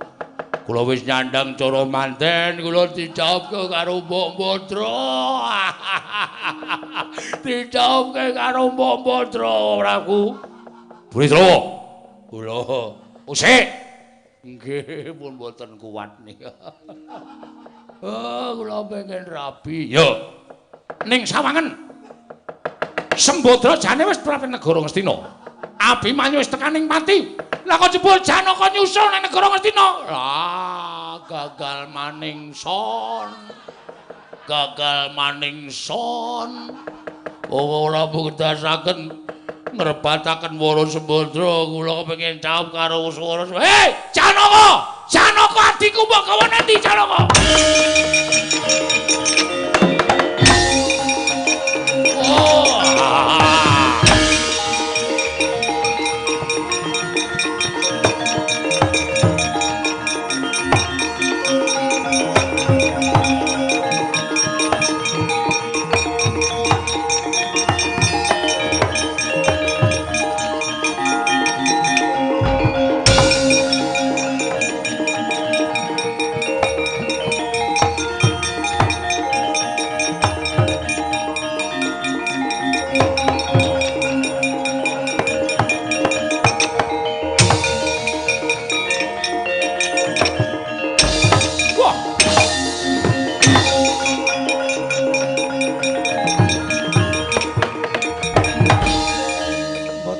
Babar pisan jebul wonten wewadi ingkang siningit wonten penggalih paduka. Nalika semanten pangandika paduka repa dhateng raying Dwarawati supados kula maringaken utawa nyaosaken dhateng pun Sembadra kok jebul mboten tumuju wonten negari ing Mandura nanging menggok dalan wonten Ngastina. Ancasipun kados pundi? Yo, pancen tak jarak. Mergo aku tinengesan ing Si Burisrawa. Nggone gandrung-gandrung kapirangku lawan Wara Sembadra. Mula niatku iki aja tak anggep ala, ning niatku iki petungan kanggo niat sing apik. Becikipun wonten pundi kula badhe nyuwun prisa. Sembadra iki tadi bojone Janaka ki ngros atine. Janaka ki seminggu ning omah, 4 taun minggat. Janaka ora tau sapa ning Kasatriyan Madukara. Mula ora aneh nek Sembadra tansah purek ana negara Dwarawati. Mula tinimbangane Wara Sembadra ki lara ati, timbangane Wara Sembadra ki tansah kagol-kagelan atine, rabi karo wong bagus, luwung tarabe karo Burisrawa, ning tentrem atine, mukti rasane Kresna. Nuwun sewu. Ingkang saged mangertosi mukti lan maremipun manahipun Sembadra menika sinten? Wong sing jeneng wong rabi ora nganggo tresna kuwi bakale ora apik, bakale ora becik. Ngoten. Kula mboten narimakaken. Menawi jengandika Kanjeng Prabu meksa dhateng lampar menika. Menawi lampar menika panjenengan meksa supados dhawuhaken Sembadra Burisrawa, menika mangke kriwikan dadi grojokan geguyon dadi tangisan. Ya men, kowe. Gati. Wong liwat, bengok-bengok.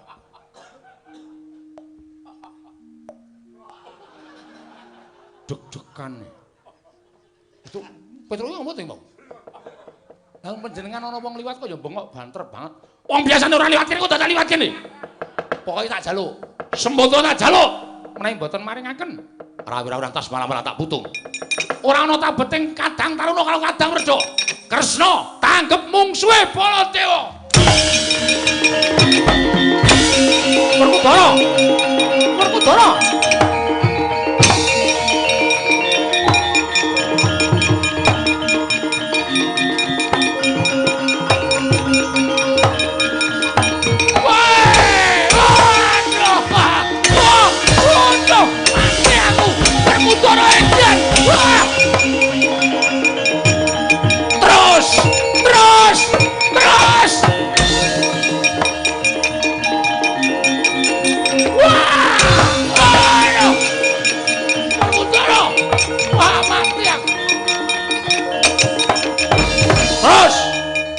Masane anggap kaya menang-menang ade.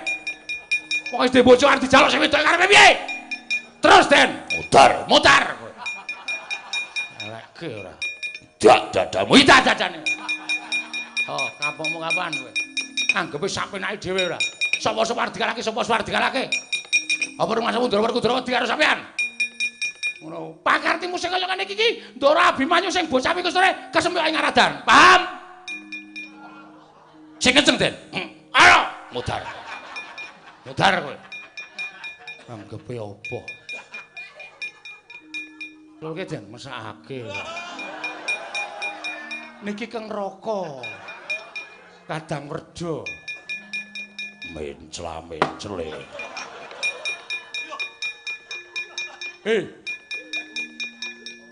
Ana adine. Sapa? Iya.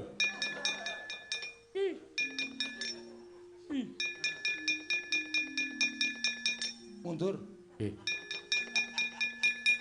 Ndara. Apa? Diluari. Ora sampekan aku.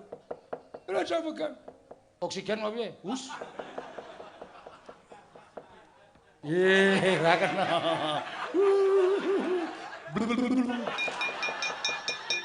Asu apa itu? Werkudara diculke.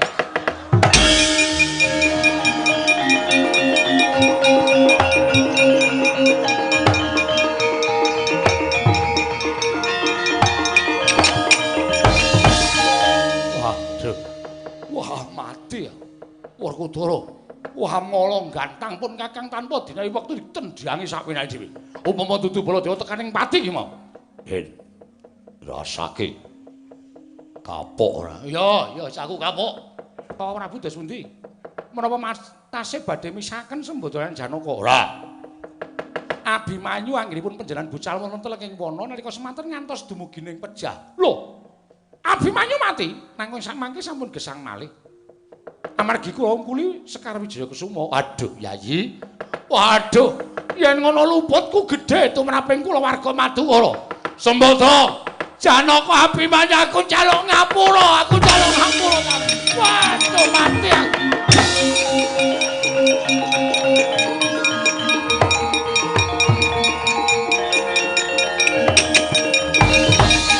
Wedan, lho. Kaya menapa? Lawange ditutup karo Petro.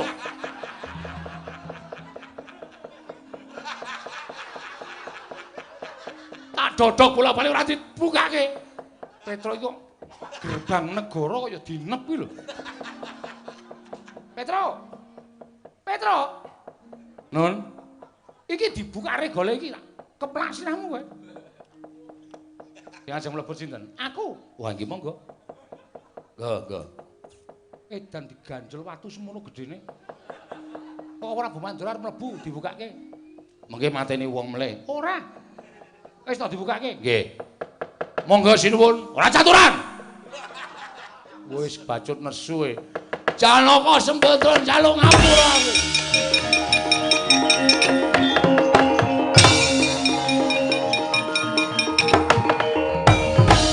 Dara, yo ngestoke dawuh. Burisrawa ora gelem bali sak Korawamu tak gawe sungsang bawana balik.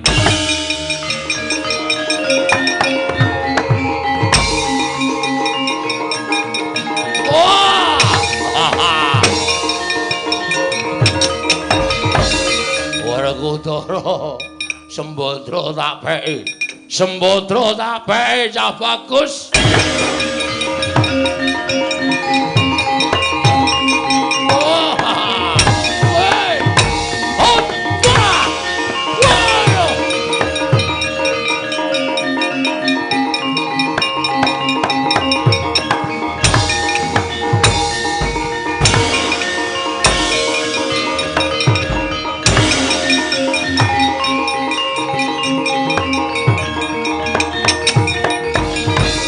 Arsa madangi jagat tuk mungu-mungu paning sapucaking wukir marebak bangsu mirat keneng soroting surya mega lan gunung